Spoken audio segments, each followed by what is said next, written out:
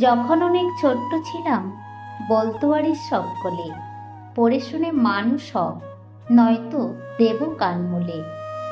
সেই হয়ে পড়েই গেলাম অর্ধেক জীবন ধরে। এখন দেখি স্বল্প জ্ঞানী রাজত্ব করে। এ বাড়ির মেয়ে ও বাড়ির ছেলে চলতো শুধুই তুলনা। আজকে দেখি তারাও কেউ চাকরিটা আর পেল না। পরিচিতরাই বেকার বলে, সমাজের আর কি বা দোষ। কাজের তোরেই মরা করি আন্দোলন অসন্তোষ। কেউ চাকরি পেয়েও ছিল, রোজই যেত স্কুলে। দুর্নীতির পাকে পড়ে তারও গেছে কাজ চলে।